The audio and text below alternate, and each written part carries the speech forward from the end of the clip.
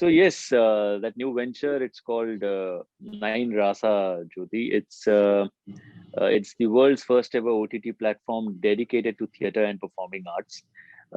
We started working on it last year uh, during the pandemic, after the first lockdown.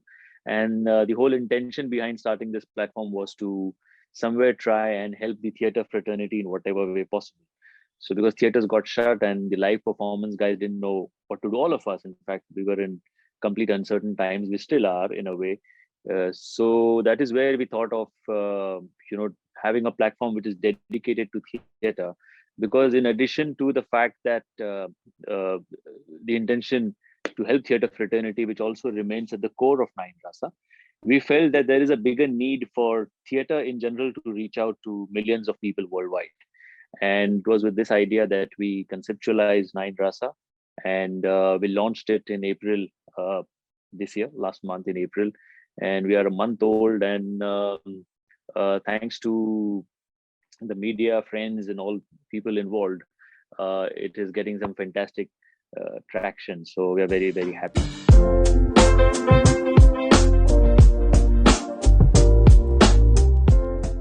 Because there are already a lot of platforms serving Bollywood and other international content. There are a couple of platforms which have theater as well, but we thought, me being from theater, I've done theater for almost 16, 18 odd years. So I felt that there is no platform per se which is dedicated to theater. As in, there are certain platforms जहाँ theater भी है. So we thought एक platform ऐसा होना चाहिए जहाँ theater ही है. And that's why theater. Plus, it's a completely self-funded venture for now. So we've put in our own monies into the venture, and obviously we cannot match the might and muscle of all the other big platforms that we have, which serve Bollywood and other international content. So we thought, let's start with theater. That is where we would be comfortable, and also, we pretty much, because I've done theater, I kind of know what I want to do with it. Of course, I've done films and series as well. But yes, the funding was something which was a major factor here.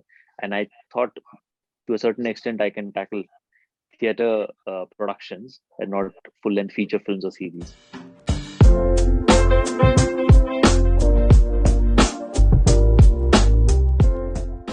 Without a doubt, yes. And it's not only me. There are so many other examples in front of me wherein, personally, I was also an introvert.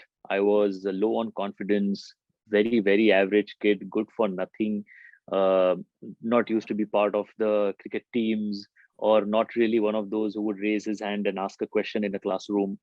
Forget answering any particular question, because not confident at all. And then suddenly, theater happened, and a lot of things started changing.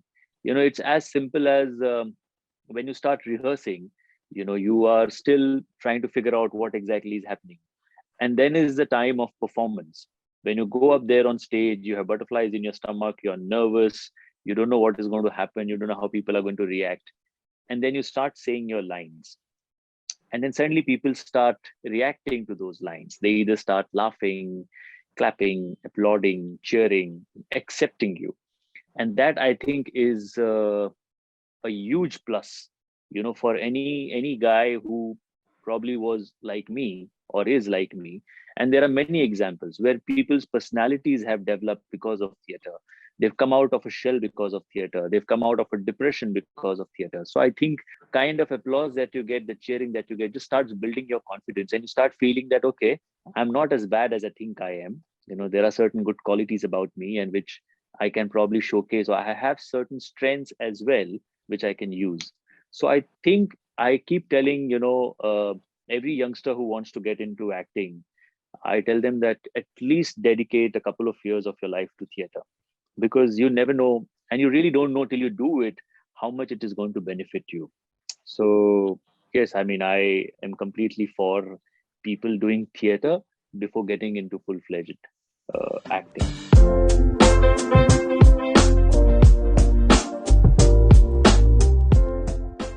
Oh yeah, yeah, absolutely. In fact, I would, I would really love it if she starts doing it or starts liking theater. And I'm sure probably she will. As it is right now, she's 3, but touch wood, she seems to have a mind of her own. So the way we're trying to raise her is also we're trying to, not tell her too many things, but let her decide certain things for herself. So the way she's growing up now, already she started, telling us certain things. Ki, no, Dada, not this. You're not supposed to do this, not supposed to do that. Or you're supposed to do this. So I think as a kid, when I was growing up, I was pretty dependent on a lot of people, a lot of factors. What most importantly theater teaches you is teamwork. The fact that you always have to be in a team and perform and take your team forward, because it is a play where everyone performs together. So that is one very, very important aspect. And plus, there are no inhibitions, no apprehensions about anything. Even if, so there have been times when I went up on stage and I was wearing a dhoti in college, and the dhoti would suddenly come off, and you have to be in your character and manage all of that. Certainly, there are some other problems that keep happening, but you have to be in your character and manage that. So I think building that character is one of the most important factors. So to answer your question, yes, I would definitely like it if she decides to do theater.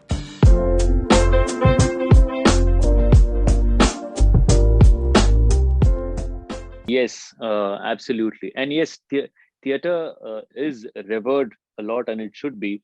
But also, I feel we need not unnecessarily intellectualize it a lot. There is no need to unnecessarily intellectualize theater. कि, oh my God, theater, ये actor ऐसा theater का फलाना ढिमकाना पता नहीं कैसे plays करते होंगे. ऐसा कुछ नहीं, actor है, they perform, they entertain. As simple as that. And that is what our aim is.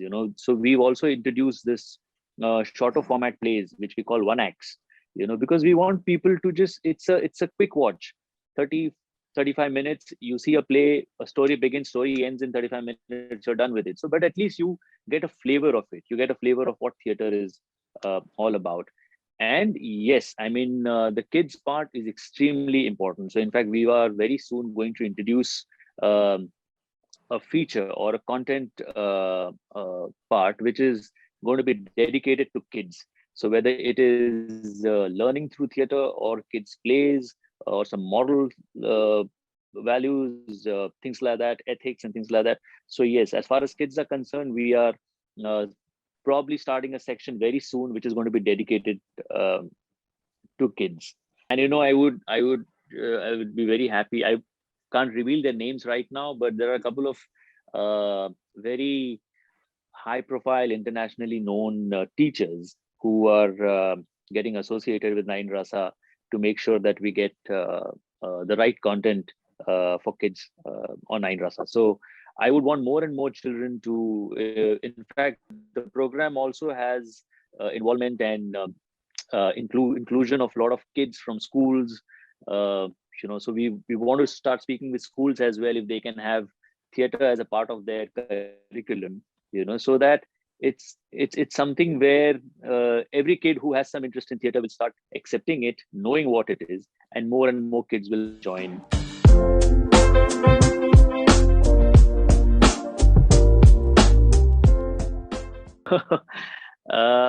So it has been an amazing journey. In fact, we became a parent long before Adya was technically born to us, with Dawn and Night coming into our life. And they somewhere also made sure that, because having a pet is I keep telling that it's a huge responsibility and a lot of commitment. You know, I've seen certain cases where just because the dog is 3 months old and has developed some hip problem, people just leave him. And where does he go? I mean, he's just got used to your family and he started feeling that this is his family now, and you just abandon him. So I feel if you're getting into pet parenting, then please make sure that you're ready for that kind of responsibility and commitment. So that is what Dawn Night technically taught us. And when Adya was born, um, it was again, we felt that we know certain things, but it was a completely different ball game altogether. And we did struggle a bit in the beginning, and especially with this whole pandemic coming in, because what happens is, when your child is 2.5, she starts going to preschool, play school, and places where she starts interacting with other kids. She starts learning a lot of things on her own. Now the whole challenge in front of her is to how do we keep her engaged through the day. We cannot step out, we cannot move out, she doesn't have friends, which is the most unfortunate part. There aren't too many kids in our building where she can go and play with. And plus, because of this whole second wave now, it is becoming increasingly difficult for us to take her out. So how do we keep engaging her indoors? Huge challenge. But I think we've done touchwood. We've done pretty decent so far. So we try and learning alphabets, learning numbers is a very daily kind of routine. So we keep watching certain activities online and we try replicating them with her. But yes, you have to be extremely patient, is what I have learned, because obviously they don't understand anything. They just start throwing their tantrums whenever they want. But you will have to be extremely patient in handling that. And I just hope that uh, this thing gets over as soon as possible. School starts soon, so that she starts having friends, she starts interacting with other people, she starts knowing what others feel. So these factors are very, very important. You cannot raise a child in isolation. It's a completely new challenge for all parents, but we're just trying to keep our sanity and make sure that we do the right things.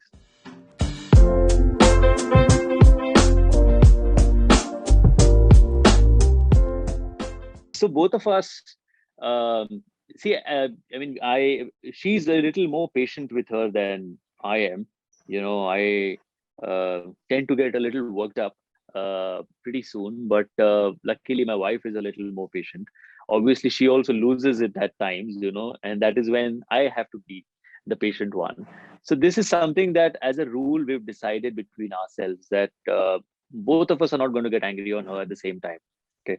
So if one parent is angry, then the other parent tries to tell her what her mistakes have been and just try to play it a little cool, even though I'm really seething with anger. But I try and play it cool, because, like I said, in 10 minutes you realize that it is not their fault. She hasn't seen anything else. She doesn't know anything else. So obviously she will depend a lot more on us, and she will do whatever her mind tells her at that point in time. So, as a rule, like I said, we've also set a rule between us that we won't go to sleep fighting. So similarly, we have made this thing that, okay, if you're getting angry, then I'll try to be a little cooler. But yes, it's difficult. You know, uh, I mean, there have been stories where people say, "Oh my God, I have a kid. Come and stay with me for like 3 days and see what my kid is," and you will know if she doesn't make you run away in 2 days. I'm willing to lose anything. So anyway, but jokes apart, when you see them smile, you tend to forget everything that any kind of tension, any kind of problems, all anger just disappears. When they come laughing at you, when they come running at you and they hug you and they kiss you, I think it's one of the best feelings ever in the world. So though it has been a challenge, I I cannot bear to see my child cry. So I guess I will do everything in my capacity to keep her happy.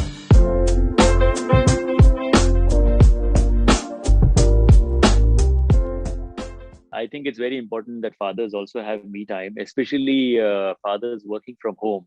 So certainly what happens is when you go to office and you work, you tend to get distracted about other household chores and you focus on your work. But when you're working from home, you are at their disposal 24/7. So you could be, mentally in a meeting or whatever project, and suddenly your wife comes and tells you that, okay, you know what, just she's doing potty right now. Why don't you go and clean her? so, so so suddenly you're thrown off guard, and you cannot tell her to wait, because you have to be there at that point in time. But fathers also need some me time, I feel, because I think one category which is usually neglected is a father. Father keeps doing a lot of things for family, for wife, for kids, but somehow he's not really got that kind of credit. But I feel more than that, of course, everybody does it with their heart. But fathers also need a lot of me time. Mothers more me time. I agree, because it's a 24/7 kind of job. Uh, they wake up at odd hours. They will ask for any damn thing at that point in time, and mothers are usually up and they do everything for them. So a big salute to all those mothers out there. They definitely do need that me time. But yeah, fathers also some me time. If mothers are given 10 minutes, at least 4 minutes should be given to fathers as well.